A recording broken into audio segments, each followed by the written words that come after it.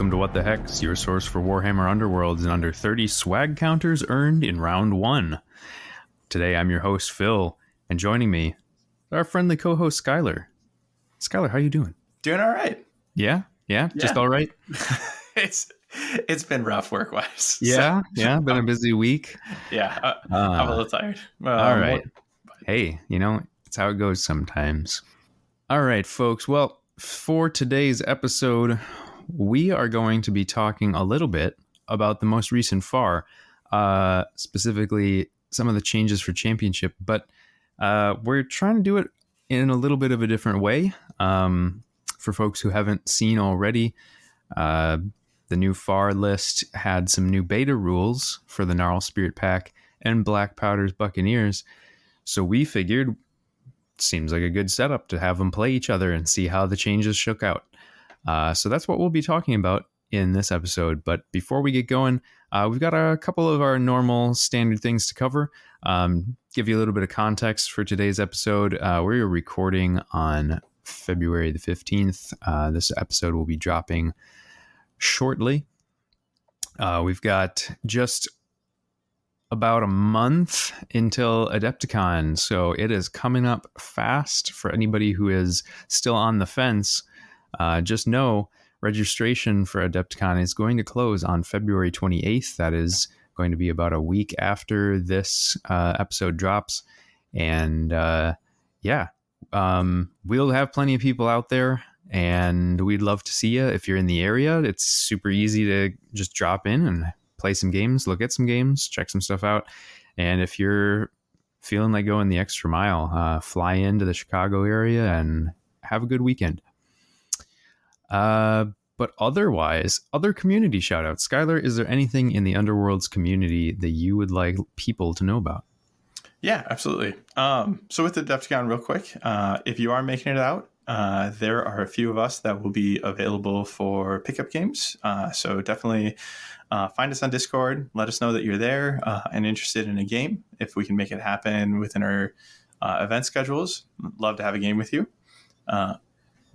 But regarding additional shoutouts outside of Adepticon, there is a new blog that has emerged called The Staggerers by Michael K. He's got some information on his blog about the GSP and Hexbane, and I would recommend giving it a go. Yeah, always cool to see somebody new jumping in. Always appreciate everybody's perspectives, different takes on the game. There's so much to digest right now in Underworlds that it's really a embarrassment of riches almost, and the total coverage that you can get. And I think that's good. I think the game needs that new blood. It needs some, that excitement that newer folks can bring by making content. So glad to see somebody else stepping into the ring. In terms of other community shoutouts, I wanted to give Benislav over on Discord for Vassal a bit of a shout out here. He started a blog. It's over on a website called ageoftabletop.com. And he has his first guide up there, and it is a guide to using what is called the Shadeglass app, which is something I had no idea even existed until I saw his article. And it is an app specifically for running tournaments of Warhammer Underworlds, and is tailor-made for our game.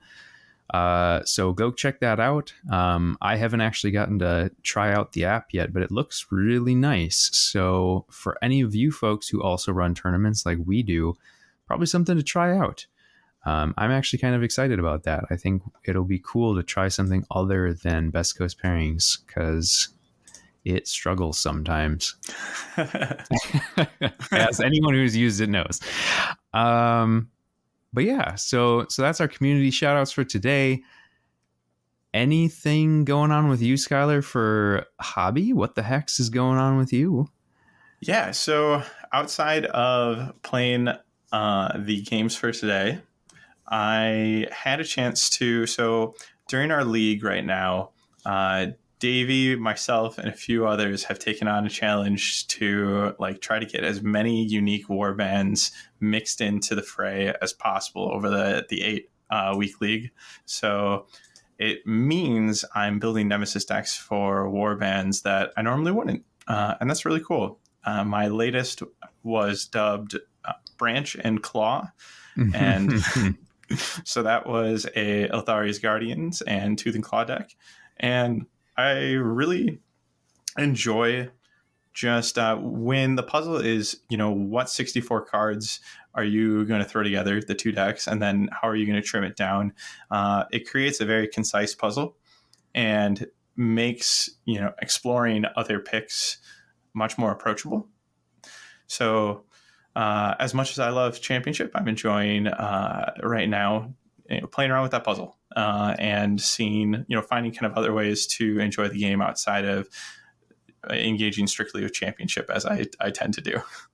Yeah. Well, and it's a cool different opportunity, right? Because a lot of these warbands, it's just so hard to play them in Championship. I mean, either you have to have just a true love for the warband, or you've got to have just this deep knowledge of hundreds of reps playing with them to have a good sense of how to make them run in the Championship meta where they're not ideal. And Nemesis affords you much more leeway, right? And so you get to really, flex into some of these sort of oddball picks that maybe you normally wouldn't, and give them a spin, shake the dust off, if you will, because when's the last time you saw Elthari's Guardians? Me? Actually, never. It was the first time I saw them on the table, either across from me or in my own hands. I suppose having started late enough into Night Vault time that not many people were even running them by the time you guys were starting. So, yep. Yeah, it's a deep cut there. Something cool to see out, though. Always really loved those sculpts, so I appreciate seeing them out, even though it's hard to play the warband now. And let me tell you, that deck was actually good fun within the constraints of Nemesis. I enjoyed it. Nice. In a similar vein, I've actually been playing a lot of Blackpowder's Buccaneers, both for this, but then also just to try them out in Nemesis, see how they go. And it's been a good time. I won't say that they're like my new favorite warband or going to be a new staple for me, but a lot of the beta rule changes make them feel like they've got some gas in the tank, and really been enjoying that. Also have my Seraphon that I continue to use for Nemesis, thinking about running them in Adepticon. So trying to get those reps. They're already painted up too, so it's a plus. Don't have to do the extra work. But that's all that's going on with me. Any final thoughts before we move on to our main topic today? Yeah, so for those who may have caught the cross episode with Battle Mallet, where Brian and I joined them, I mentioned I'm a huge survival horror fan, so I wanted to quickly give a shout out to one of my favorite games of all time, Dead Space. Recently got a remake, and outside of Underworlds and some long hours for work lately, I've been able to steal a few moments and enjoy that, and it has been amazing. As a longtime fan of the series, I highly recommend it. It's phenomenal, and I'm very happy to be here and not now in a divided community for that game. All right, nice. I did not expect a deep cut into survival horror genre, but that is always cool. Without further ado, then, shall we Batrep? Let's do it. All right. So for folks who've listened to these before, you kind of know what we're going to do here. We try to run down the game, just sort of top to bottom, give you an idea of what happened. We're going to try and go a little bit faster today. I will say we tried playing multiple games of this. I played one against Davey, and then we played the game here with Skyler. And both games, being aggro against aggro, tended towards being rather dicey, where a lot of the game was just dice rolls, which, you know, we don't want to dwell on that too much. That's just part of this game. And so we're going to try and just give the blow by blow and get through it quickly so that we can try and give you some of our thoughts about the changes and how they affected the warband. But I think before we actually talk too much about what happened in the game, let's give people a little primer. So you were playing Gnarlspirit Pack. What was your, just at a very high level, what was your deck?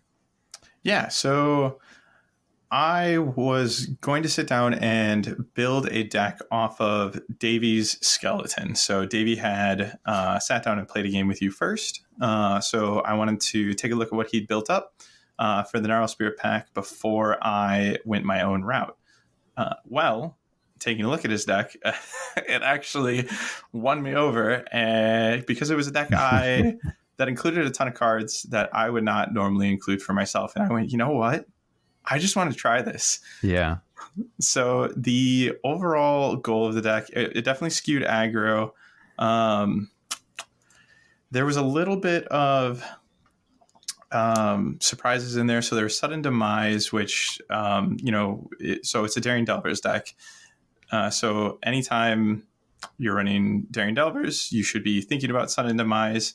And that itself isn't too much of a surprise. Stealthy Advance is in there, so making sure that you're landing somewhere in opponent's territory. But Conquest and Great Gains are also in here. Yeah, I was shocked to see Conquest. Yeah, spoilers. I didn't really like Conquest, but I was curious to see how it would go in here. And I tend to not like to include a third end phase and Great Gains. I kind of think that they'll often cannibalize each other if they come into the hand together. So I just tend to avoid that. But again, was curious to see how that was going to work here. And then as far as like upgrades and gambits go, some highlights in here. So Grievous Riposte caught my eye. It's a card I've definitely never run before. Play this after a failed range 1 attack action that targets a friendly fighter. If there was 1 or more crits in the defense roll, deal 2 damage to the attacker. I also tend to not play Chaos, so Victory's Reward was an interesting pick. Where you're playing this after a friendly fighter's range 1 or range 2 attack action that takes the target out of action. Pick 1, heal 2 from that friendly fighter, or give that friendly fighter 1 guard token. And although these cards are powerful in their own right, Unfair Fights and Barging Forward have never made it into any of my decks. I haven't really had the Brawlers to support the bonus damage that Barging Forward can offer, which is a scatter of 5, and then you push in, and if the chain ends, an interruption, it can be interrupted, but wherever it ends, if you were using a Brawler for that scatter, you can deal 1 damage to 1 enemy fighter adjacent to the chosen fighter. Since I mentioned Unfair Fight, I'll just read that one real quick. Reaction, play this during a friendly fighter's attack action. After the declare attack action step, if that friendly fighter has 1 or more supporting fighters, stagger the target. That attack action has Grievous until it has been resolved. So as soon as I saw Unfair Fight, I knew why it was in here. It's in here because Lupin can support from so far away. Mm-hmm. But it's not a card that I normally play around with. So when I saw it, I was like, ooh, that's like, it was the continued fuel towards, you know what, I'm just going to try this out. And Weighty Blessings in here, which is something that, again, just because I normally don't play Chaos, I don't get to play. That card. I see it all the time. But yeah. So I think that's most of the highlights. There's Darkwater Anchor in here, which I always, I really like that card. But it's been my 11th card. So sure. Yeah, this was another instance where I was like, ooh, like, yeah, let's give it a go. Yeah. But mostly aggro across the board, and actually only, let's see, I think three ping options, including barging forward for Mm-hmm. sudden demise. Yeah. And Duel of Wits, because Davy's a man after my heart. draw those cards. And so I guess to highlight why we were trying this out is, so the beta rule for Gnarlspirit Pack is that you will change the struggle ability for each fighter with it, which is all of them, to after this fighter's activation, you can give this fighter 1 spirit counter. At the start of this fighter's activation, you can remove this fighter's spirit counters.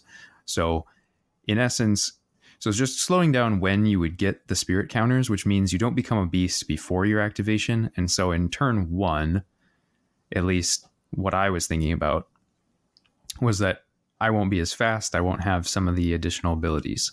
How impactful did you think that change was going to be? And we'll come back to how impactful it actually was. But before the games, what did you think it was going to do? Yeah, so, on first read, I didn't think it was going to move the needle much, if at all, especially on its own. So, like, if we were to compare Nemesis to Championship real quick, like Championship, not only is this rule in the beta rules for them and can be applied to your game, but they also had 3 restrictions. So you have to deck build with those in mind. So that helps hit their power level there. Whereas in Nemesis, those cards are still going to be available to them. So I wasn't thinking it would move the needle much. What I did realize pretty early on was that it be due to the timing. If you want to inspire somebody in 2 activations, then they're actually not going to see their beast mode benefits. So that's interesting, because that simply wasn't the case before. And I was curious, like, if that would bring about any hard decisions where they might belay that as a result, or slow them down enough. I guess those are kind of my first impressions. Yeah. So we were pretty much on the same page there. And yeah, like I said, we'll come back to it. I think your point about the restrictions list does impact Gnarlspirit Pack quite a bit, and I think that is an important thing to keep in mind with these games, is that it's not only the beta rules, but then also a bunch of accuracy stuff got taken down a peg. Some of it was even forsaken, which is surprising. I didn't expect that. And so between having stuff that's restricted in Tooth and Claw and in Gnarlspirit's faction deck, you really end up with this situation where there's a lot of options that you're sort of using as your go-to cards that are now restricted. And I know, talking to Davey, he mentioned that the reason he didn't even use Tooth and Claw for this deck is because he ended up having so many restricted cards that it didn't make as much sense to actually run it anymore. In terms of Blackpowder, so Blackpowder actually gets quite a bit more of a change. And I think that makes sense, because Blackpowder is a warband that has been viewed probably as underpowered for quite a long time now, probably basically since they came out. And so now the light fingered rule has been changed for the fighters with light finger to be a reaction where, after a friendly fighter's successful attack, so no, does not have to be this fighter, it can just be a friendly fighter's successful attack action that targets a fighter adjacent to this fighter, gain 1 swag counter. In addition, you can pick one of the target's upgrades and break that card. So that second part then is important, because it's breaking the clause of the light fingered reaction and gaining the swag counter, and breaking the upgrades into 2 separate parts of the ability. So now you can do light fingered even if your opponent doesn't have an upgrade. So that is a big deal, because that's how your little guys all inspire. You need swag counters to be able to shoot the gun. and swag counters are also useful for scoring some of your objectives. So ultimately, there's a lot happening here. I thought, after reading through this, that I thought this is going to be a huge change for Blackpowder. They'll be able to start getting inspired in round 1. They'll be able to get swag counters a lot faster. They'll have a lot more potential to get swag counters. And they still have the upside of breaking objectives or upgrades. So going into this, I was thinking, this is a big impact. This is going to make these guys probably at least playable, if not just outright good. And so building the deck, I was thinking, it's a warband that usually is probably going to be a little bit on the glory bleed side, but you have to just be aggressive in some ways because there's not a lot else that they're good at, because you can't rely on just surviving holding. So I made a bit of a flex where you're trying to get swag counters, stand on feature tokens, and then try and use big old Blackpowder to chop some people up. A couple of notes of interesting combinations of cards that you can use. I was running Tooth and Claw. Having an innate beast in the bird, Shriek, Call to Heal is an interesting option to use even when you don't have anybody charged or savage. Dark Command is just a ping for the bird anytime you want. You can just move him into position and Dark Command somebody because he's always a beast. Also running Unfair Fight because you have some push shenanigans. And then there's some weird stuff you can do with Shriek because of a card called Flurry of Claws, where he can make any one of your companions, which is also Mange, can make an attack action that's on their fighter card. The combinations that I have to go with that are Brutal Transformation, so you can have +2 damage. So then you can fly the bird into position and then make a 3 damage Grievous attack. And then just running a bunch of the other sort of standard aggro stuff, Great Strength, extra damage from that, Curse Boarding Party, Dark Parasites, the sort of normal stuff. So yeah. Were there any thoughts that you had when you read the new rules for Blackpowder's stuff for beta rules? Yeah, I'm hoping I am not alone out there. I read the beta rule change without the warband up in front of me, so without the reference, right? Mm-hmm. And was like, what? What? I could not imagine, bring to mind what changed. And that I think just has to do with the fact that we don't see much of them. So I was like, okay, something changed here. I know something changed. How is this any different than how they always work? Exactly. But when I pulled them up, I realized that they were going to have a easier time inspiring. I had definitely forgotten what their inspired stats looked like. Oh my gosh. They get defensive real fast. So I noticed that there was that separation, and that I expect to see a lot more inspired fighters was kind of my ultimate takeaway there. Yeah. Cool. All right. So that's a pretty brief overview of the two decks. I don't think you need a full rundown to know what's going on here. So yeah, we just decided we'll run them into each other. New rules, see who comes out on top. We're taking the lowest of the low and the highest of the high and seeing if they can meet somewhere in the middle.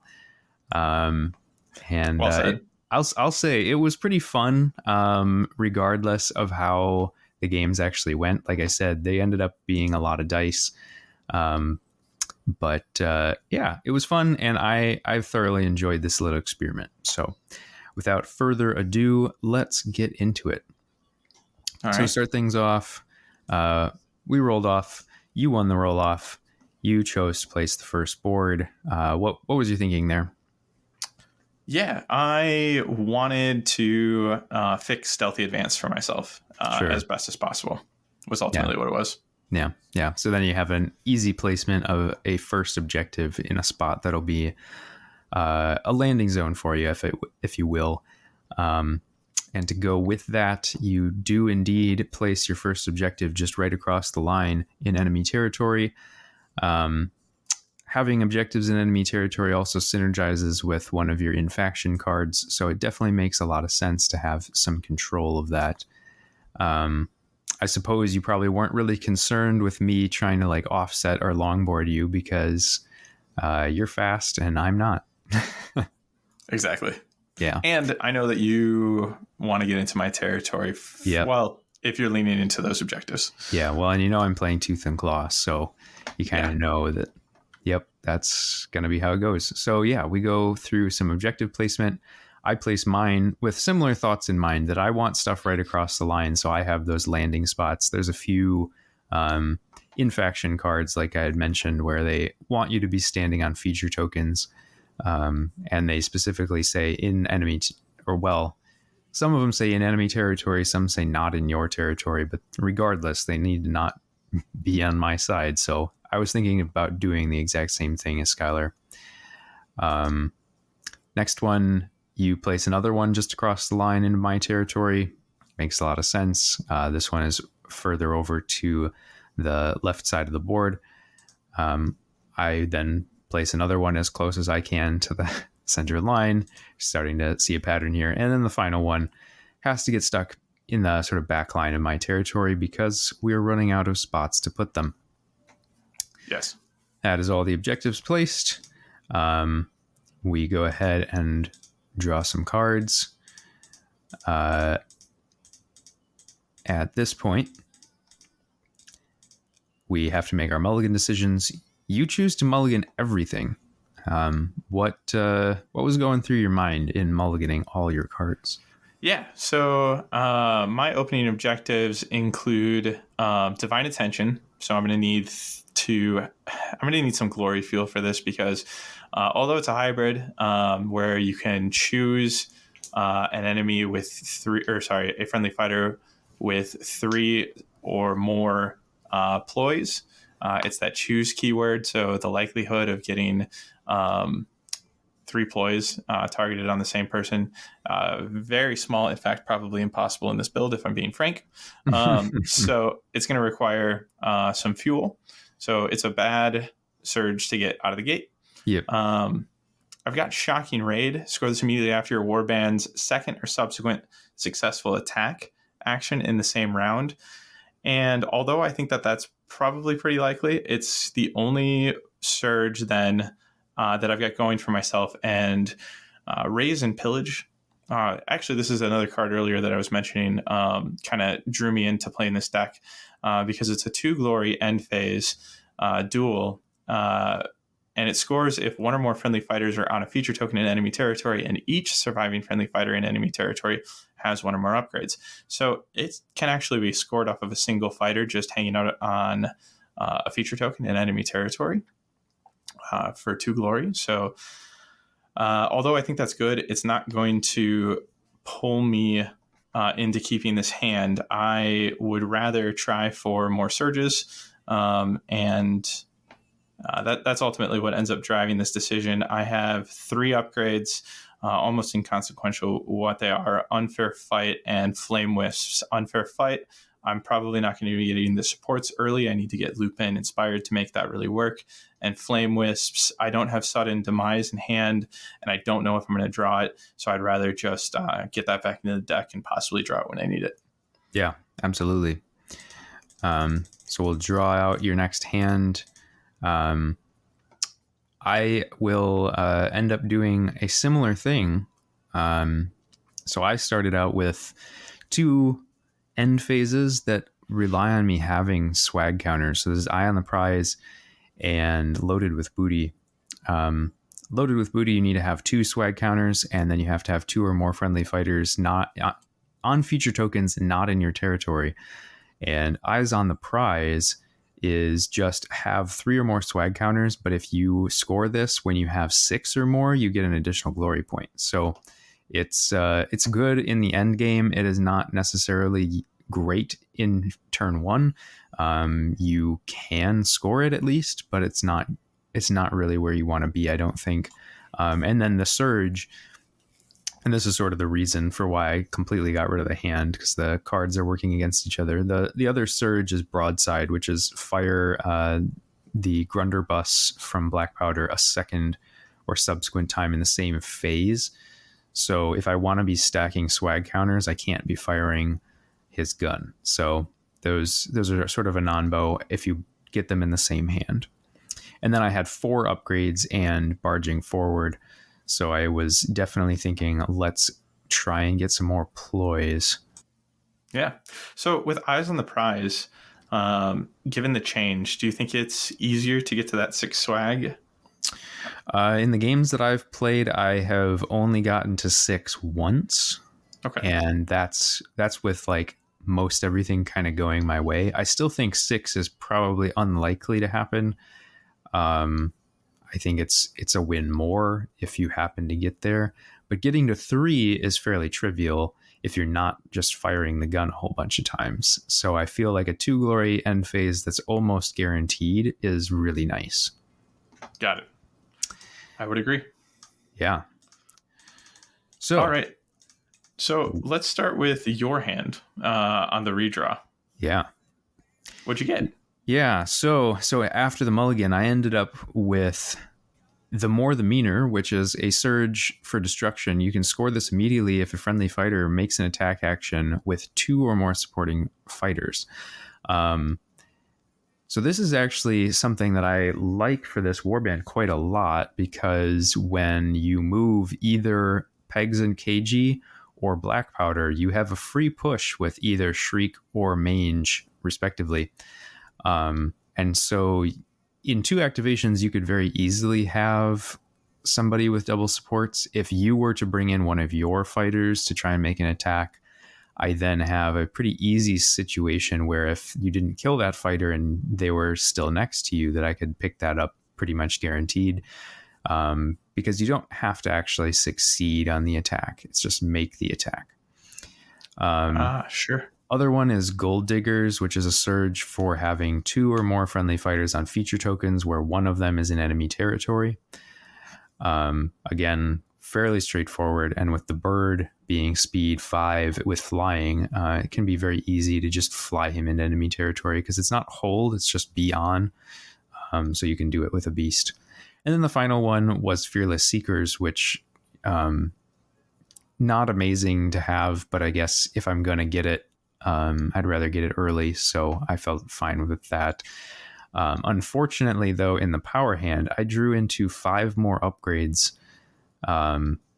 So I was looking pretty bad there. The only one that I really liked seeing in this hand is Troggoth Grease, which just lets you put Mange or one of the minions on guard forever, which is strong on Mange, not so much on the other guys. How about you? What'd you draw? So you're saying you saw 9 out of 10 I did. Upgrades? I saw 9 out of 10 upgrades in my first 10 power cards drawn. You are absolutely correct. That's rough. You'd think that the next 5 cards would all be ploys, right? You'd hope. You would hope. One would hope. All right. What did you mulligan into? Yeah, so I mulliganed into Conquest.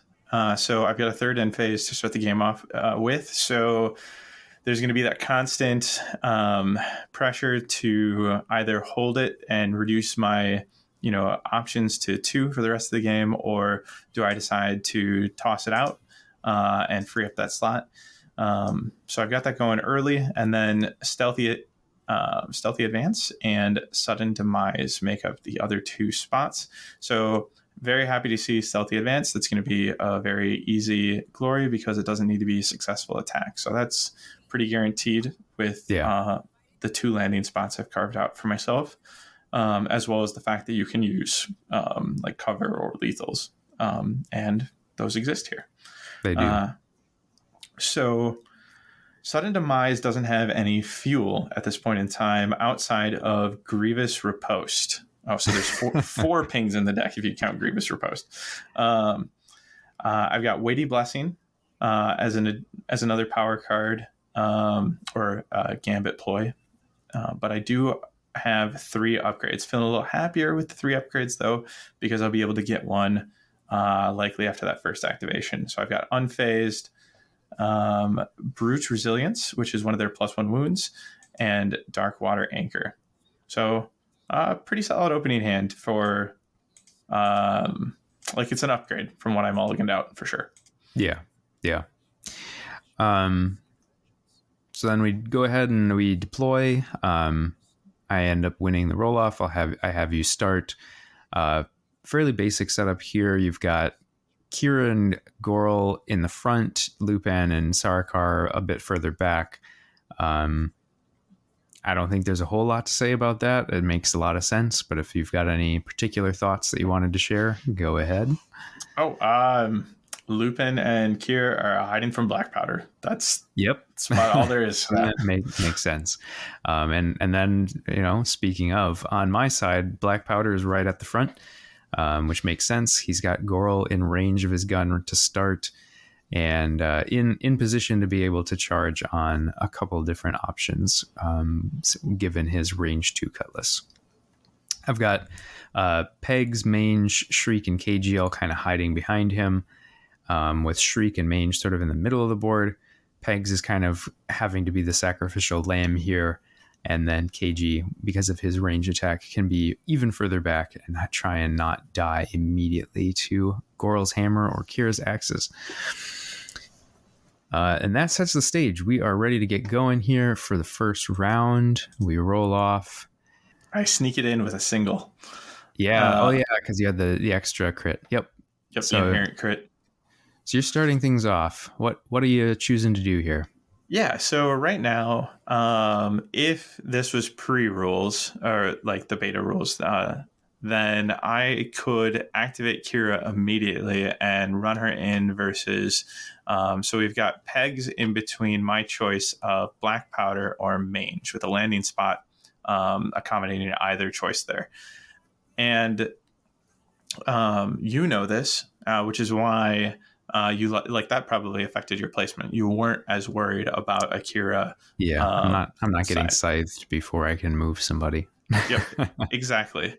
Well, I want to put the pressure on you. I want to force Pegs to move. So I actually spend my first turn putting Kira on guard, simply so that after that activation, I'll get the choice to give her the spirit counter and turn her into a beast. So then going into my a subsequent turn, I'll have either a feature token next to Blackpowder to land on, or a cover token next to Mange to land on, getting me stealthy advance. And if you don't move Pegs, if you decide that you have something else more pressing, I'll get a scything opportunity as well. Yeah. A bit of a surprise move from my side until you decided to play your power cards. What did you play in the power step? To follow that up, I tossed Weighty Blessing out on Kira. Yeah. So now, two black on guard is always good, right? Yep. And I think without Weighty Blessing in hand, I think you're right. I don't make that play, but because of Blackpowder's current position, if I go on guard, he might decide, you know what, I'll take my chance and come in and try to cut her down for 3 damage. Yep. Yeah. So that is certainly not what I was expecting. Highly unfortunate, because I was hoping to put some damage on her early while she was still easy to hit. I don't have anything I can play in the power step, obviously, because I have no ploys. So I go into my first activation. I just decide I need to get Pegs moved. So I send him in, and I know I want to be on 2 feature tokens. So I decide I'll just charge him onto the objective right next to Kira and try and just hit and inspire Pegs.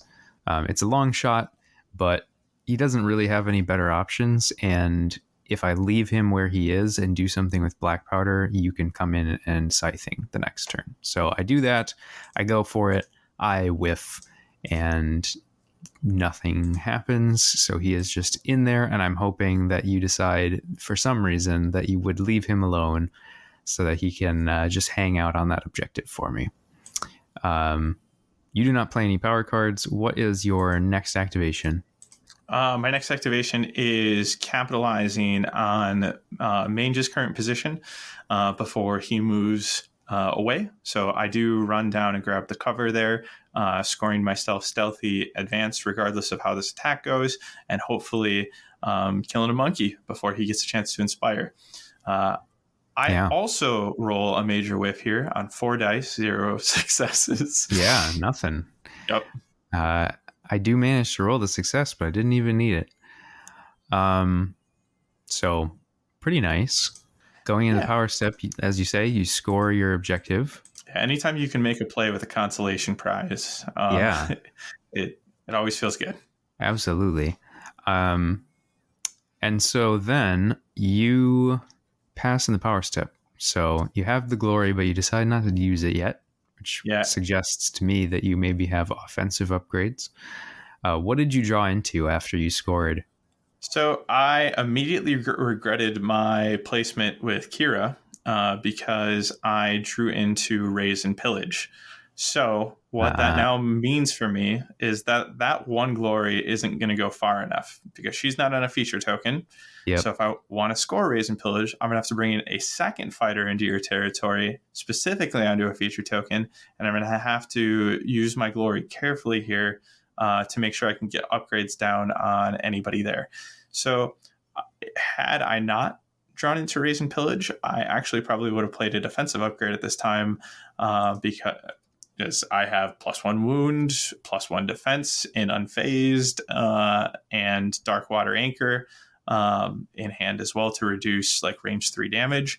Mm-hmm. And at this point in time, I know I'm probably going to be moving Goral in, and I'd like him to take as little damage as possible. So he'd probably be getting that Darkwater Anchor, but I do not know yet where I want that glory to go, given the card I drew. Yeah. So into my second, so I'm kind of torn here as to what I want to try and do. I could have left Mange there, like I had mentioned earlier, and try to set up the double support thing to get the more the meaner. But I figure Pegs is probably going to die soon, so I might as well try and take advantage of getting another fighter onto a feature token to score gold diggers, because it may not be possible very soon. So I actually go with a charge with KG to attack Kira, which lets me push Mange onto the feature token. So he is now in a better position to do stuff later, and he is no longer next to Kira. I go for the attack, and again, I roll no successes. But as I mentioned, I get the consolation prize, Skull Gold Diggers, and we can move forward with a little bit of glory, which is nice because I do have all upgrades. At this point, I feel pretty bad because I just draw into Eyes on the Prize, which I had just gotten rid of. So I'm now back in the same situation. But I know now with Eyes on the Prize that I do potentially want to hold on to my swag if I think I can afford to do so. In the power step, I go ahead and spend that right away because I just moved Mange forward. So I was going to give him the Troggoth Grease. So we now have a 2 dodge Mange on guard sitting on that objective. You pass power and go to your next activation. What are you doing here with Lupin? Yeah, so this was actually a difficult decision at this point in time because I know I need to get Goral down onto the feature token just across the line. But if I move him down now, you still have 2 activations left, and I'm essentially inviting 2 attacks from Blackpowder. One at no cost of movement at all, and then one, with repositioning available to you in it. So I clench my gut and decide to move Lupin onto the second objective in my territory, which is sitting about center of my territory. It's one that you could have reached, and it's one that I thought you might need. So tossed him there. Yeah. And it's within range 3 of where Pegs is sitting on the other feature token. So I'm going to try to take out Pegs. Yep. And you get that crit. Take him right out. So with the charge, Pegs goes down. At this point, Lupin picks up his spirit counter. So he is now beastly and has extra defense. And I found a way to get that second glory as well, which was another Yeah. factor in this decision. Yeah. So now you have the availability for some extra glory. Feels pretty bad for me. I expected it to some degree. I didn't really expect you to just go sit on the objective, though. It was a smart play on your part. It definitely interrupts my Fearless Seekers. I now have to engineer some way to try and stop you from being on that token in the future, and that's just not really looking like it's in the cards. So I have to shift game plan here a little bit. So for my third, I decide I'm probably not getting a lot of accurate attacks with the companions because you're not coming to me, and I just need to start putting down some damage. So I decide I'm going to use Blackpowder. I'm going to make an attack, and I'm going to start trying to chip away at Goral at this point because you haven't activated him yet, so he doesn't have 2 defense dice. So I do go ahead and roll a crit with the gun, take 2 damage off of Goral. Feels pretty decent. I drive him further away because he is slow. What I didn't know is that you just want to get him onto that feature token. So, oops. But, in hindsight, I thought you were going to be trying to be more aggressive than you were with this deck. Yeah, makes sense. It feels so weird having not activated Goral 3 turns into the game and yeah, double defense. Yeah. So you go to your final, and you finally do activate Goral.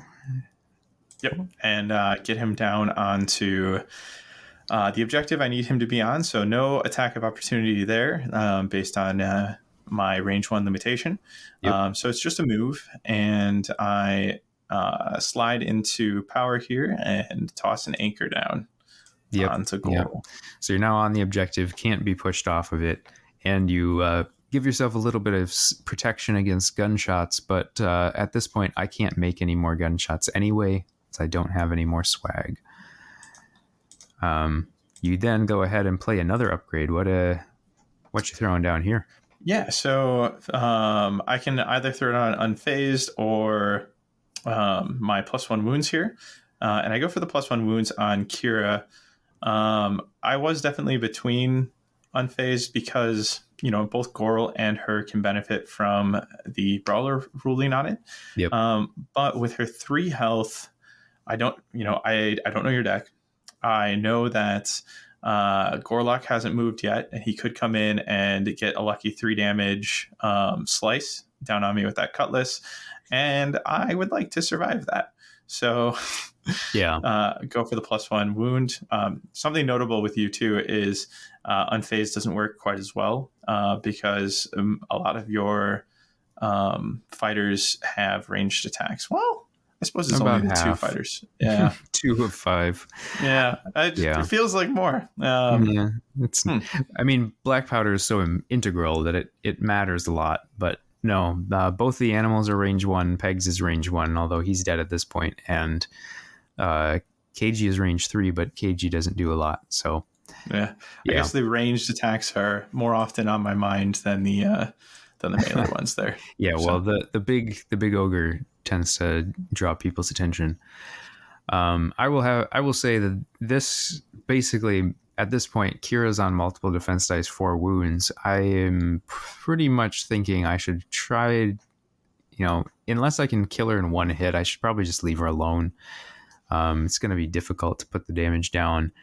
But at this point, really, all my targets are hard to hit. So things are starting to look bad. I don't have good setup for attacks. But as you mentioned, there's the chance to get in with Blackpowder and knock somebody out because Goral has 2 wounds, Lupin has 3.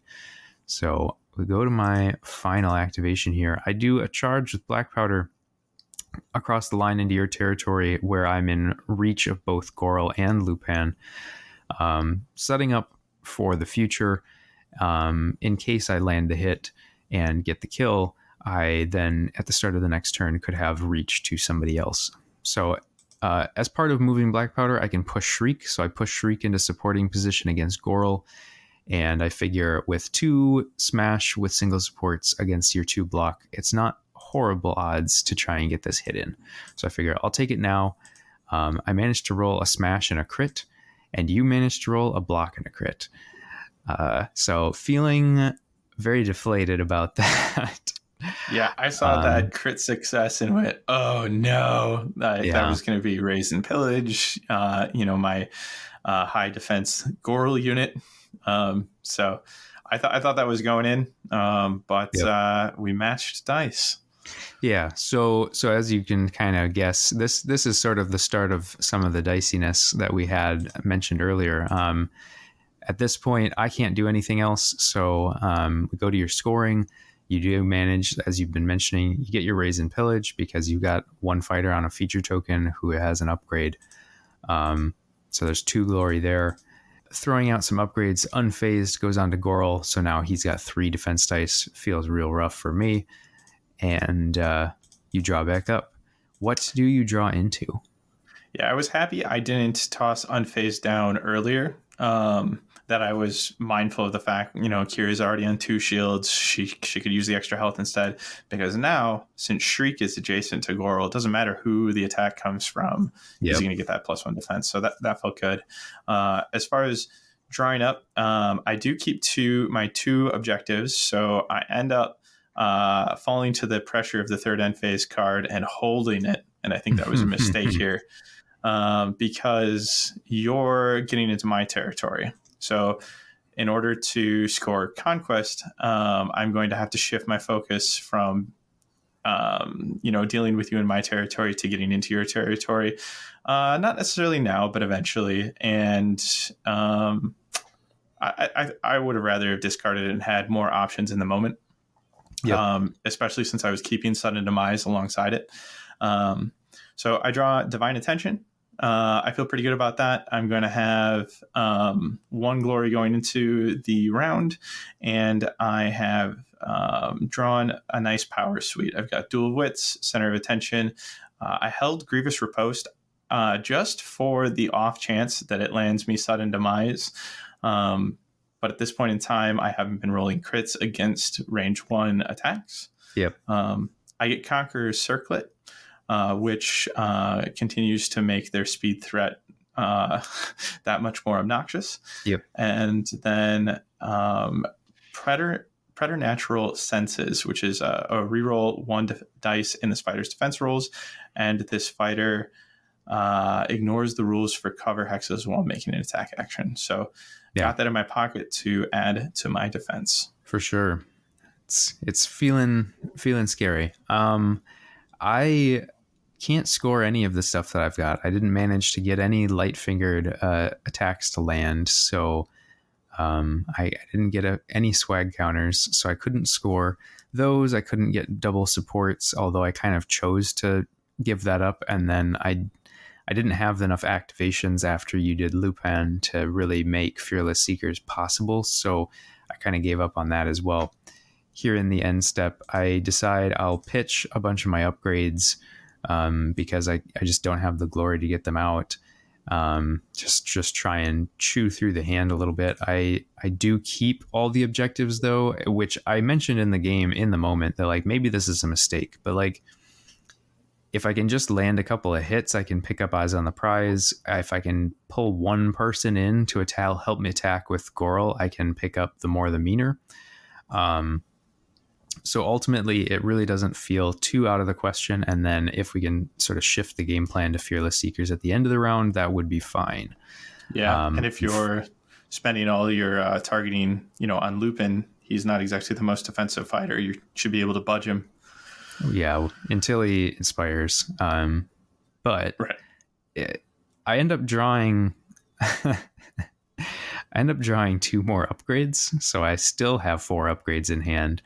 And Healing Potion, which I don't feel bad about Healing Potion, but it's like none of this hand is going to be helping me towards my objectives. And so it's just feeling like I'm playing a bit behind. We roll off, and thankfully I do win the roll off here. So I do choose to go first, and I start with Blackpowder, and we're just going to try and land another hit.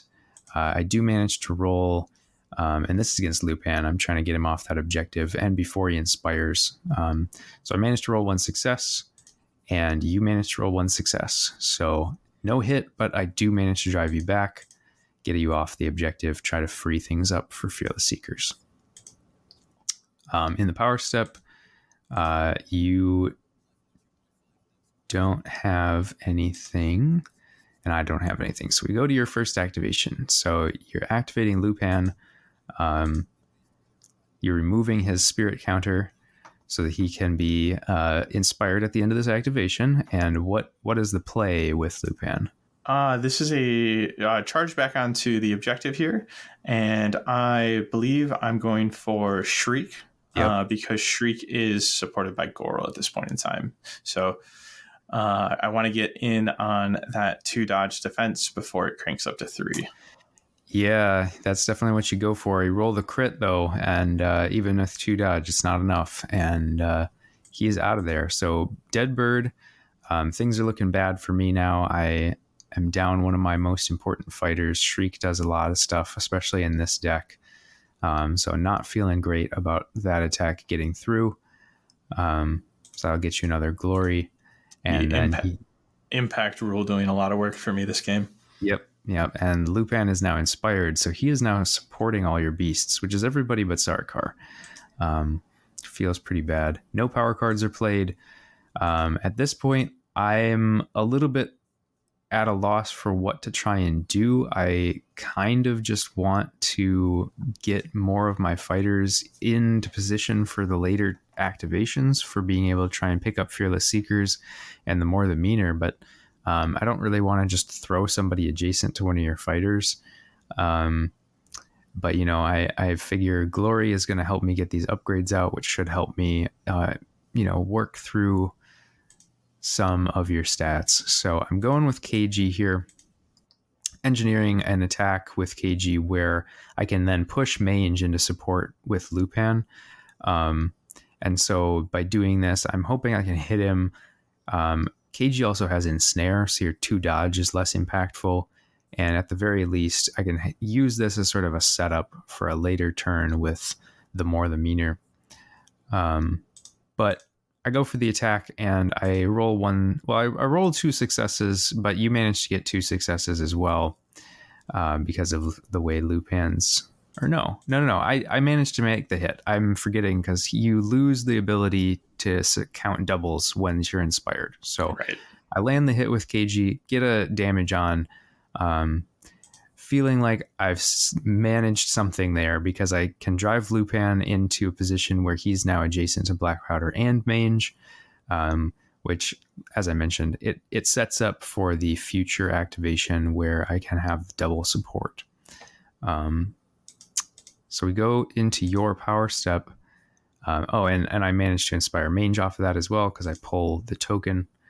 But you have a nasty little surprise for me.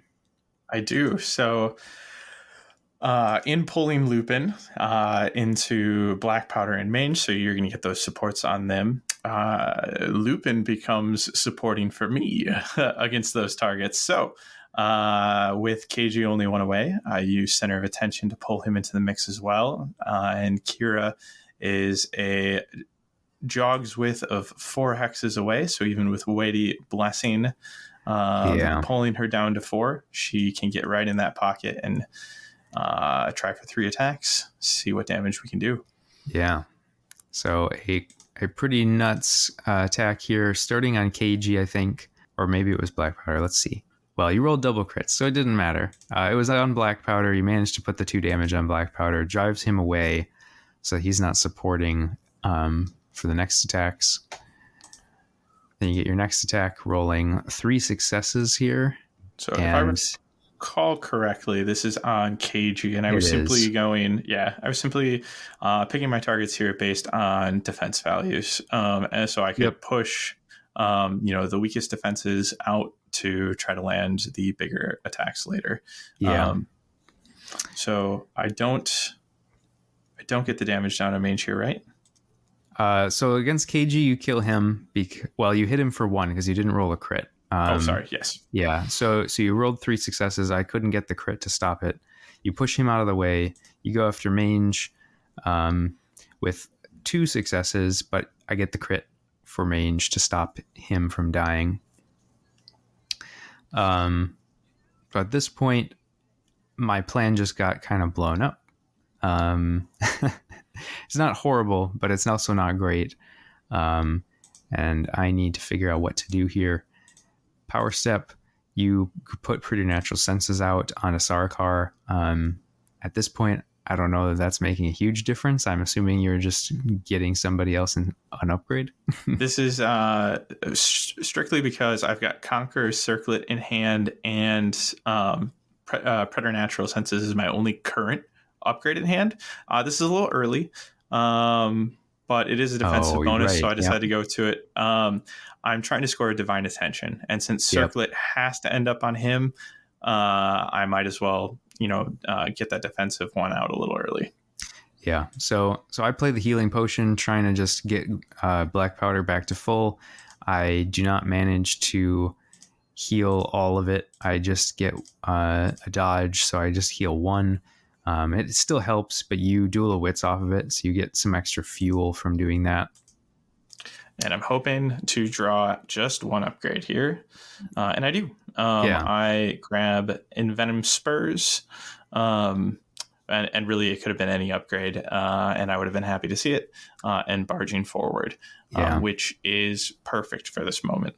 Yep. So KG is not long for this world. Barging Forward comes out, scattering with hammer towards KG, and managed to roll 3 hammers. So KG is Dunsky's. He gets bumped, takes the damage. At this point, you score the sudden demise, so it becomes a 3 glory kill with Barging Forward on KG. Yeah, I never thought to use Barging Forward in combination with Sudden Demise before this game, and it felt gross. Yeah. So your consolation prize for not critting to kill him is that you get to kill him for 3 glory.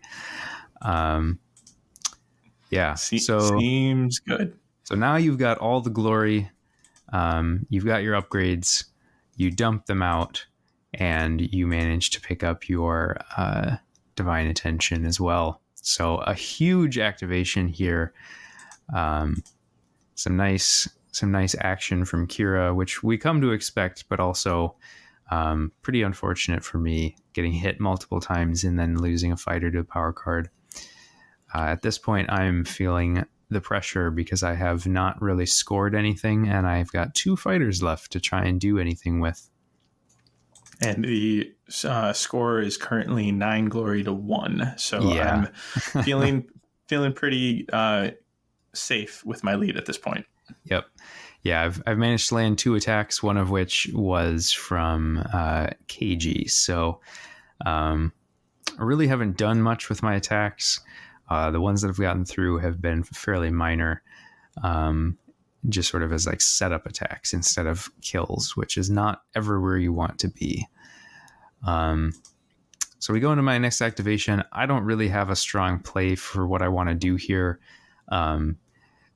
With killing KG, the more the meaner is out of the question. It's just not possible to be scored. I could have kept Mange in there to try and somehow picked up 3 of the swag counters, but it felt unlikely, and I figured you were probably going to try and kill Mange fairly soon. So rather than keeping him there where he was giving supports, I decided I'll just run him over to the feature token and hope that I can pick up Fearless Seekers here. So my activation is just to move Mange, and then we're on to your third, which is to bring in Sarkar to try and poke at Blackpowder.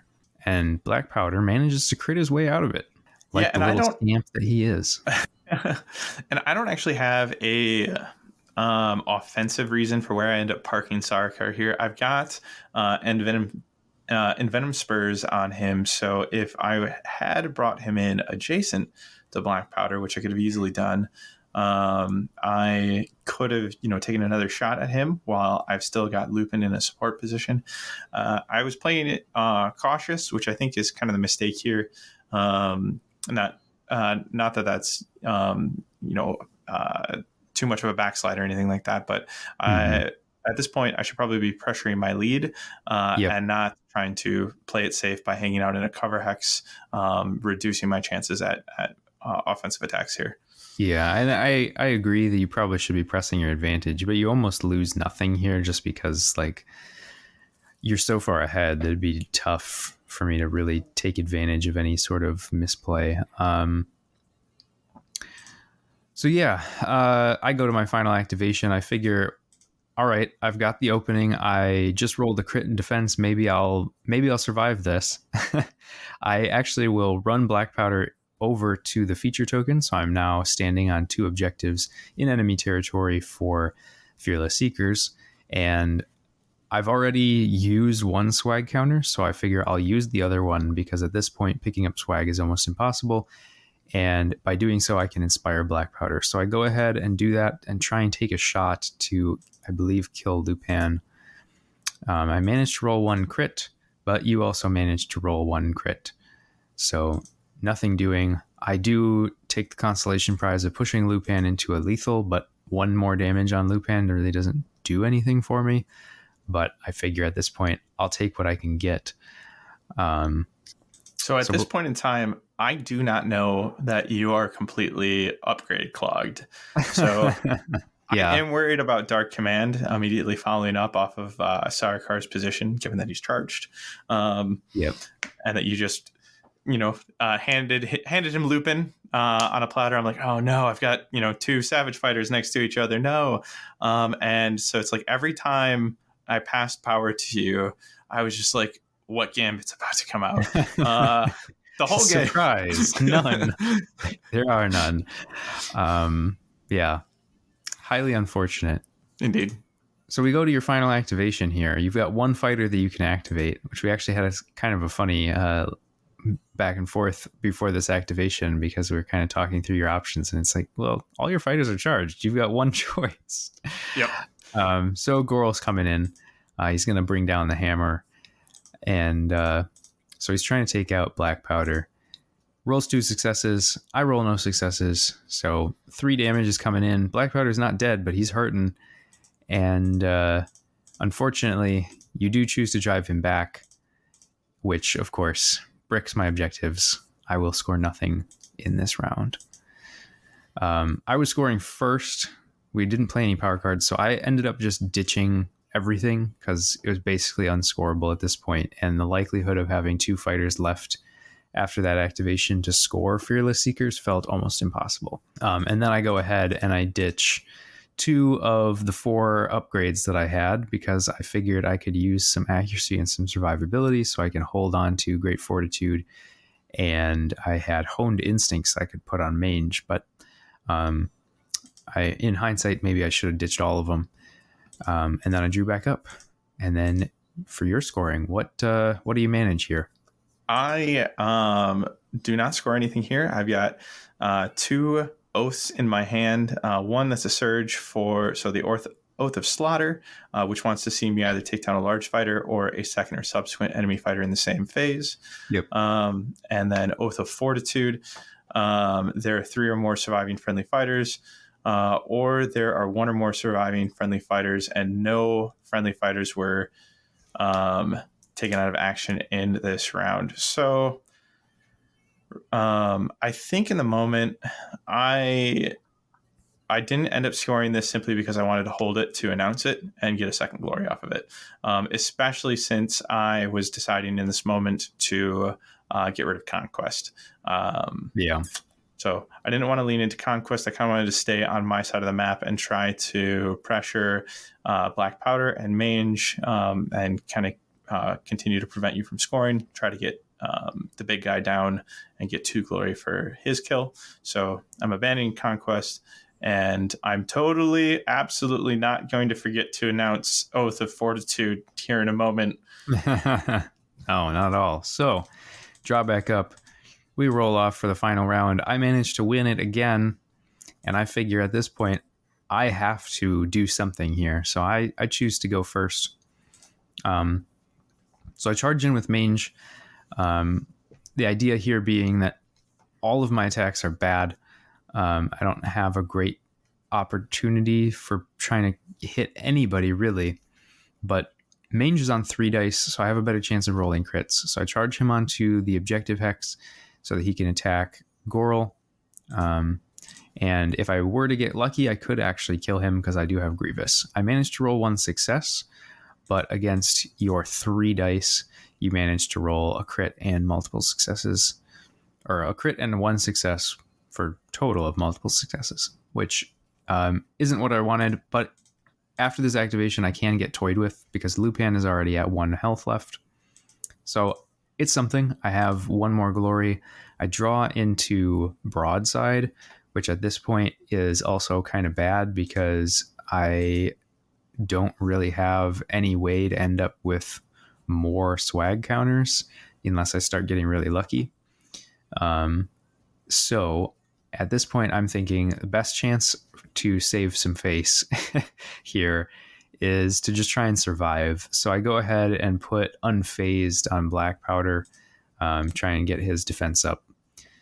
Power goes to you. You're putting down Great Strength. What is the thought process there? Putting Great Strength down on Kira. She can run at Mange and Blackpowder once again for a scything attack. And with that Great Strength, it means I'm not going to need that crit if I can get through to kill Mange. Absolutely. And at this point in time, I have such bloodlust, I forget to declare my oaths. I had remembered. Just ready for those kills. Yep. I had remembered that, I went to go announce them at the start of your turn. I think I even said, wait, and then I was, never mind. And it was because I was like, it's not the beginning of the round. It's, at the start of your first activation. So I've already read the timing. I'm ready to do it. And then all I see is 2 juicy scything targets, and I forget everything else. Yeah. So you come in, you actually managed to play Unfazed on Mange, so you get the free reroll against him as well. Feels pretty bad. Oh yeah, unfair fight. Yep. Yeah. So here it comes, and you managed to roll 1 crit, and then the reroll for still just the 1 crit. But crits are the lifeblood of this game. I roll none, and Mange is dead because, as you say, you had the damage, and then you managed to roll the crit anyway. So let's get him out of there. We don't need that monkey. So he's completely pummeled. This lets you score Savaged because, you just got to kill. It's basically just get a kill. So pretty good there. Moving through your objectives more. Now going after Blackpowder. Blackpowder's got his 2 defense dice. You managed to roll 2 successes here, a crit and a single. And I managed to roll a crit and a block. So the dice continuing to be crazy here, and Blackpowder's not going down yet. You drive him back further away. He's still near the lethal hex, and you're coming in with Great Fortitude. What is the thought process there? That is an abundance of wealth. I don't know what to do with my riches. Yeah, so Kira's getting up to 5 wounds here. Probably unnecessary, like you say, but, she... actually looking back at it now, Kira's just charged. I don't know that there was a whole lot of chance that I was going to be killing her. Yeah. Because it's not an efficient way. I remember I was thinking, okay, maybe Blackpowder charges now, and I'm parked next to a lethal. 3 damage plus lethal equals a dead Kira. But okay. What I'm forgetting is, do I care? She's charged out. I should probably toss that on to anybody else that could use a little bit more survivability. Yeah. Yeah, so, at this point, I'm looking at a multiple defense dice, lots of wounds, Kira, who's charged, and I'm just thinking, I don't want any part of that. And I'm so far behind on glory, I'm just at this point figuring I'll just try and get some kills. So what I do in my second is I charge next to Lupin, but instead of attacking him, I actually go after, I believe, Sarkar. Or no, I was trying to hit Gorel. So a bit of a strange play here, but see in just a second why. So I'm swinging at him. I know it's a low chance to succeed. I roll no successes at all. So definitely not working, but I have Dark Command in hand. So I finally get to play a ploy. Second one of the game. And I then I can just kill Lupin in the power step. But you quick roots me, so I have 1 wound left. So feeling bad, because I know you're running pings and I'm running pings. Lupin going down to Dark Command. I felt it earlier, like it rippled back in time and told me this is how he'll die. Yeah. So since you put Blackpowder to 1 wound, I was figuring, okay, maybe you have a follow-up. I'll put Great Fortitude on him, so he's a little harder to hit here. So you can't just use a ping to take him down. So put him up to 7 wounds, and he's got 5 on him. So you got to at least put 2 more. So you come in with Goral here with the full intention of putting down more. Managed to roll a success, but Blackpowder with the dice continues to crit out of attacks left and right. The only one who can do anything in this game, it would seem, for Blackpowder's Buccaneers, which is fitting because it's his Buccaneers. So you've now got Goral come in. I think at this point, at least for me, I was mostly just like, we've got to just try and get some kills just to save face. What was your plan charging in? Are you just trying to end the game here? Yeah. So I have a hand that still says kill you, Yep. both with Shocking Raid looking for, which is something I've drawn into after Savage went off. So I'm looking for a second subsequent successful attack here. I don't even need it to kill. I just need it to be successful. And an Oath of Slaughter, taking down a large enemy fighter, or since I've already taken out Mange, that second subsequent fighter there as well. So either way, my cards are screaming, kill the big man. Get him dead. Yeah. So you charged in, don't hit. I decide to turn around and swing back because at this point, the only way I'm getting a kill pretty much is I'd either have to put 2 hits on either of your other fighters, or I could maybe get lucky and kill Goral. So that's what I'm planning to try and do. You do manage to crit out of it, though. So we go to your third after Blackpowder fails to connect again. Sarkar comes in, charging into a position where you can use your Envenom Spurs. You've got multiple chances here to put damage down that you need. And we'll see you roll a success on your first attack, but I will continue to roll crits, thinking maybe, starting to have the glimmer of hope that maybe Blackpowder just won't die here because he just is too stubborn. I believe that there is a ship nearby and you have excellent cannon support. So then you come in with the Envenom Spurs. You manage to get a support for a success here. And I managed to get 2 successes. So it's continuing to not go down. Blackpowder is still kicking here. Blackpowder gets 1 final attempt. And he does manage to make a hit. So 2 dice looking for hammers against Goral. Goral rolls 3 dice and goes down. Finally got him. Saved face here. Managed to pick up my 4th glory for the game. I am at this point holding on to focal point, so I do know that if you don't manage to kill me, that I do have 2 more at least. So it's not good. I know I've lost the game at this point, but we'll see if Blackpowder's stand can continue. Well, in focal point, focal point is, you're right. You need 2 fighters, one of them being friendly. So no, I was completely done at this point. So now the only question that remains is, will Blackpowder survive round 3? Will Blackpowder survive? And so Sarkar comes in again.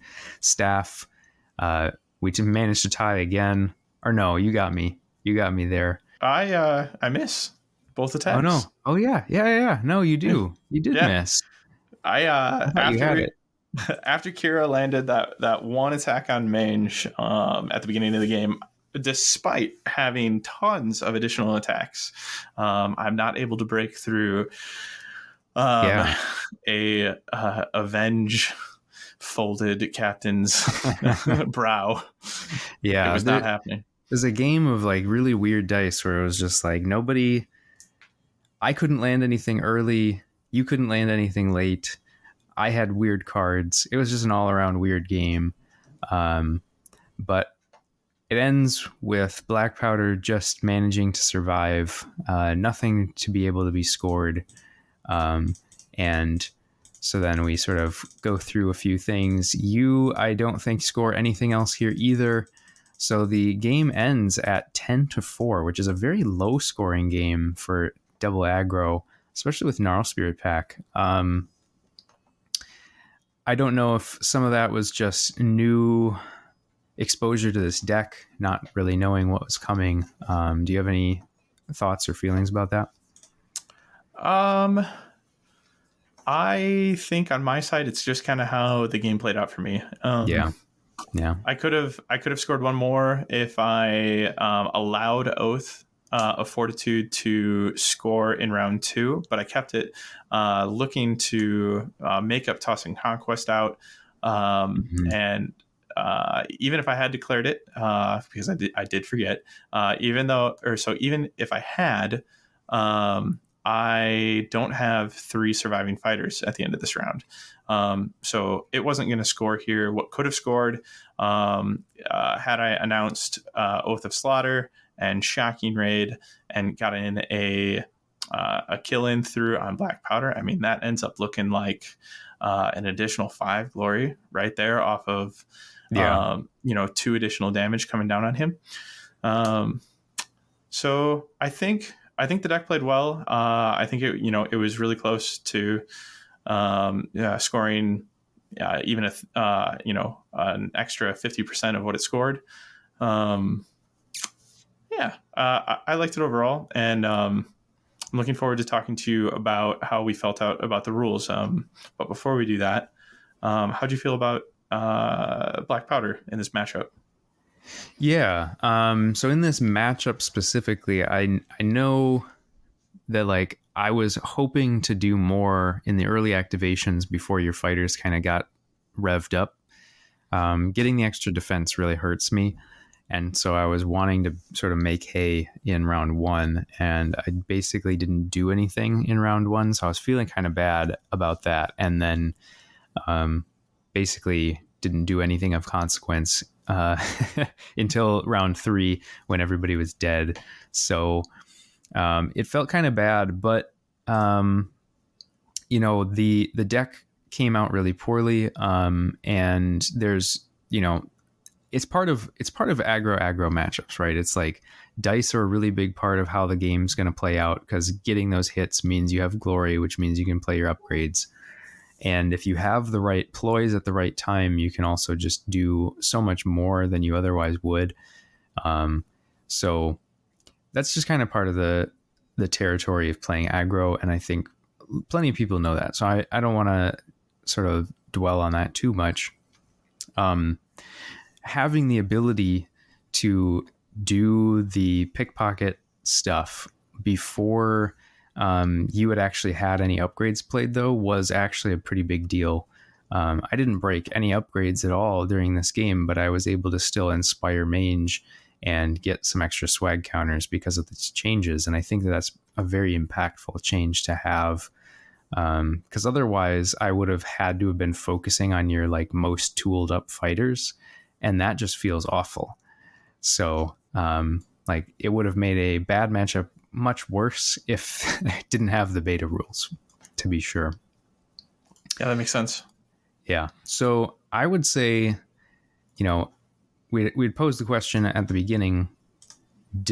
What were you expecting the impact to be? I was expecting that the impact's going to be very high. I figured I'd get more swag counters. I'd be able to, be inspiring fighters all over the place. But this game, unlike the other one that I played against Davey and some of the other Nemesis games that I played, sort of highlights how reliant Blackpowder still is on landing attacks, even with these changes. And if you don't land those attacks early, even with the changes, you're still not inspiring your fighters, and you're still not getting swag counters. And if you're not getting swag counters, you can't fire the gun. And so, the change is good. The change is impactful. It definitely brings Blackpowder into a place where I think he's like a good warband now. You can actually make him work and do things, whereas previously we were like always playing with a hand tied behind your back. But I think, like I said, this game highly shows what can happen when your main mechanic relies on landing hits, and you don't. And so it's still going to be one of those things where you're not a super consistent warband. What you want to do is very much tied to landing with some inaccurate attacks early, and that is always a bit of a risk. So I'd say in practice, after this game and after the games against Davey, there's a swinginess that comes with Blackpowder, even with this change, that I think there will be times where it feels like is almost too good, where it's like I can land all these hits and get immediately inspired and gain swag and like everything's going right. And it's crazy because you go up to like 3 dodge and just there's so many things going against your opponent when you get those hits rolling. But knowing that that's not going to happen all the time, it kind of balances out. Did you have any thoughts about Blackpowder having now faced them? Yeah, I think they're more formidable than ever before. I really, really like the change.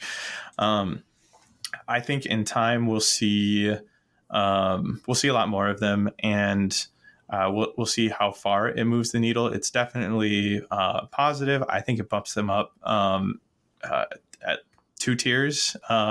Just generally speaking, I'm not actually looking at like a tier list or anything like that.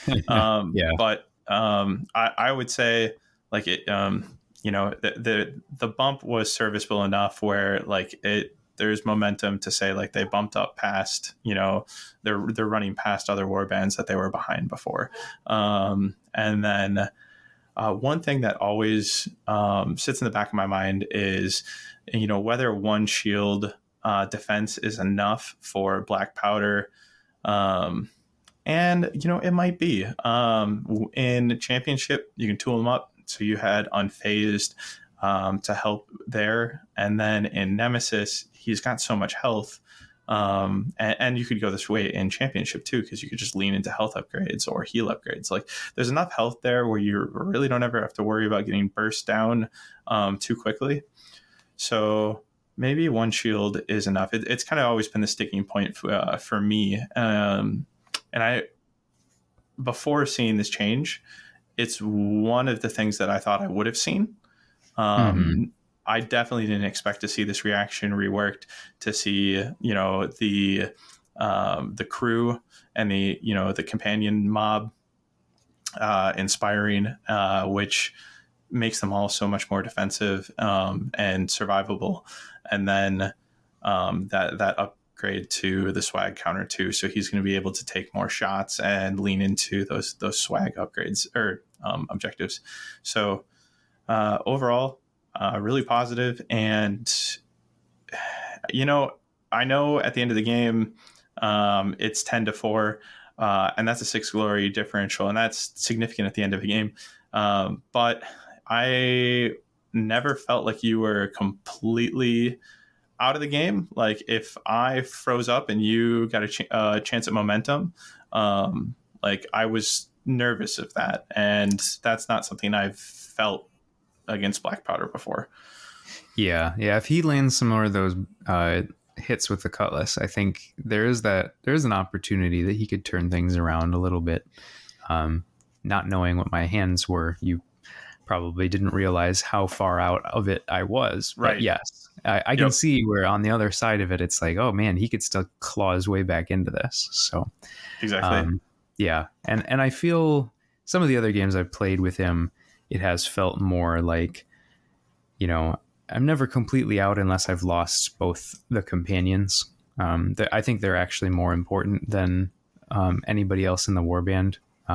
Maybe Blackpowder's more important, but the companions can do so much work by themselves that I almost feel like they can actually pull the weight if you lose Blackpowder better than Blackpowder can if you lose them. But that's been my experience in Nemesis. I haven't played him enough in Championship to know how that feels. Sure. But yeah, let's shift gears then. Let's talk about Gnarlspirit Pack. I don't know that there's actually as much to say here. What was your thought in practice? How did the change affect your game? So I had recently just played against them. Brian was running them Nemesis style in our tournament, and it was because he had challenged me, and he really wanted the momentum of a challenge in our or not tournament, sorry, in our league. Yeah. So if you win a challenge game, it essentially offsets 2 losses.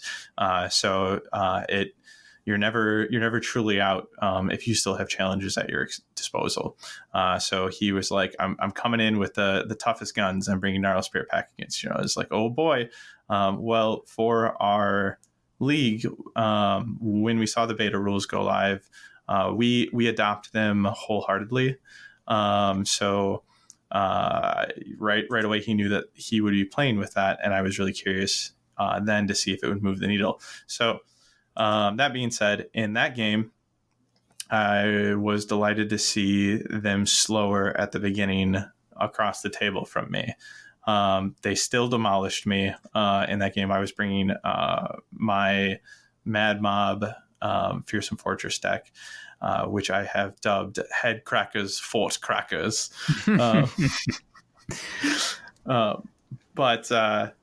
regardless of getting demolished, I was happy to see the slowdown early, and I felt it on this side as well. It creates more interesting choice, like in the fact that like I wanted to go for that scything pressure, right? Well, that was going to cost me another activation to go for that scything pressure. In tandem with the restrictions in Championship, I'm really curious to see the total impact. In Nemesis, I don't think it does enough, personally. And one thing I wanted to kind of segue into as well is beta rules in general. So I mentioned that we adopted them in the league wholeheartedly, but I wish that wasn't a choice our league was making. I wish the documentation came out, these format rules that include beta rulings.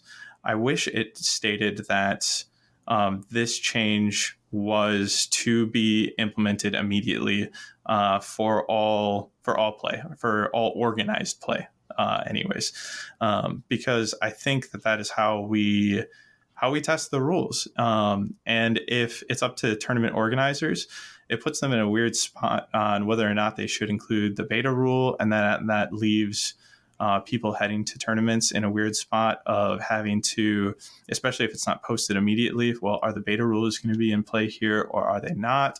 Because maybe I'm planning on opposing them, like I'm planning on seeing them there, and I need to build my deck in a certain way to try to offset, whatever the beta rule is, to try to offset that beta rule. Or maybe I'm planning on bringing them and I'm super unsure as to how that's going to affect me if I need to bolster some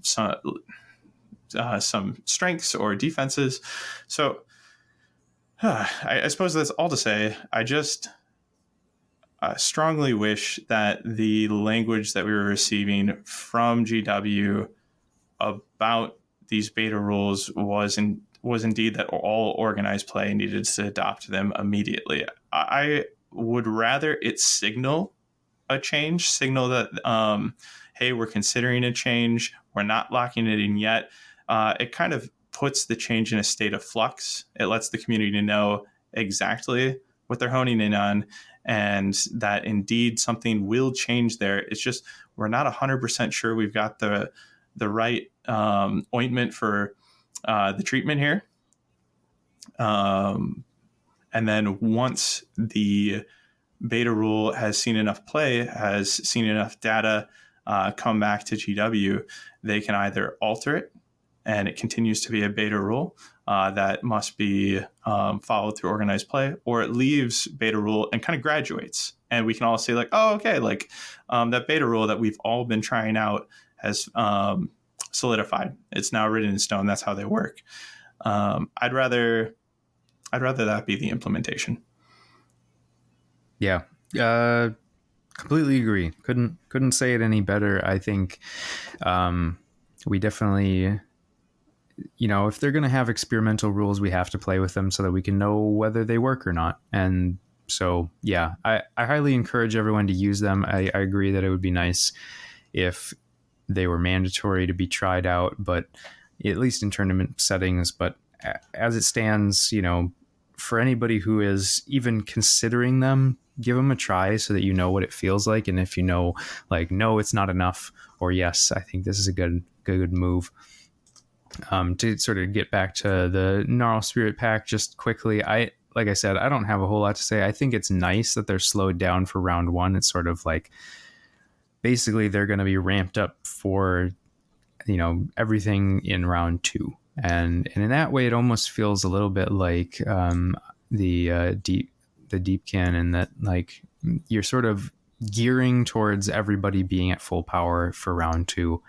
Obviously, there's some ways around that. You can do more than just charge with each of your activations. So you could, as we saw in the game, you could like go on guard, and then your next activation you'll be the beast form. But even still, it's a nice change, and it pairs, I think, fairly nicely with the restrictions that they got.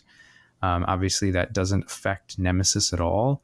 So not having the restrictions, I think, like you said, does mean that this is a bit of a light change for Nemesis. And we'll see what that means going forward. I mean, Nemesis looks like it's becoming more and more prevalent, which also means that the balance changes that are being made for Championship aren't going to be as impactful, which, as we said, have to wait and see what happens. I don't think we can really speculate on that just yet, but we will certainly follow up if we continue to see that pattern, and we will definitely talk about it. But for trying to dissect these warbands, I think that's a pretty good rundown, and that's all of the Batrep. Do you have any final thoughts for folks about the two warbands, the changes, or anything about our game? No additional thoughts at this time. Yeah. At this time. At this juncture. Okay. Yeah, me neither. I think we covered it, and it was a fun game. It's swingy, but it was good. And I look forward to trying out more of both of these warbands, although we are definitely in full Nemesis mode as everybody is practicing for Adepticon. As always, if you have any thoughts about these changes, if you have any thoughts about the episode or anything else that you'd like to get in touch with us about, you can do so at WTHcast on Twitter or whatthehexcast@gmail.com. If you'd like, and we highly encourage that you do, head on over to themortalrealms.com. You can check out all of our other episodes, all of our other content, and all the other content in the Mortal Realms network. We've got different shows for all the different Age of Sigmar related games and stories. So if you are an Age of Sigmar fan, go and check those things out. Coming up in our next episode, we are really, really hoping that we see more of the RNI. We know they're supposed to come out in February, but as we are recording, there is still yet no notification about any sort of pre-orders, and we only have 2 weeks left in February, so they're cutting it pretty close here. But that is what we are hoping for. We are hoping for an RNI episode for our next ep. Otherwise, we are doing a special episode 100 sort of crazy tournament where we take suggestions from you, the listeners, about what we're going to be playing in this tournament. And then all of us podcast hosts are going to play each other with those decks that you suggested. So head on over to our Discord, shoot us an email, shoot us a tweet, whatever you want to do to let us know about what you think we should be playing.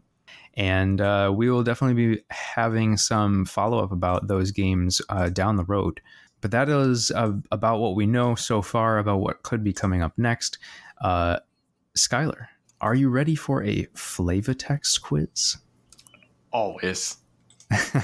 All right. So I was having a hard time choosing between these ones, but I think I'll go with this one. There I was, surrounded by Sigmar's do-gooders. There I was, surrounded by Sigmar's do-gooders. Okay, so it feels like Blackpowder is at a pub telling a story. Oh. Does he has an objective that has to do with stories like tales. Yep. Bold Tales. That's Bold Tales. You got it. Yes. Good job. Yeah, I felt like a bold tale would be appropriate for this fight that we just had. I like it. Good job. And then to close things out for folks, we have a recommended listening for you. I am going to be recommending Change on the Rise because we are discussing the FAR and all of the wide-reaching changes of these beta rules.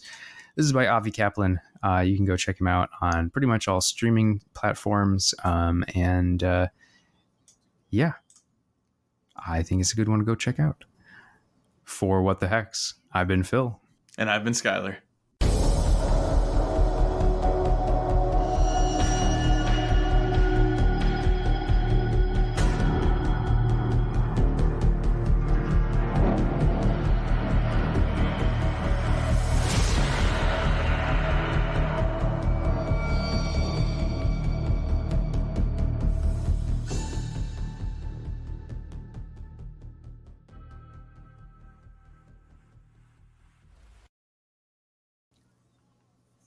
Oh no. I've forgotten their name in this very moment.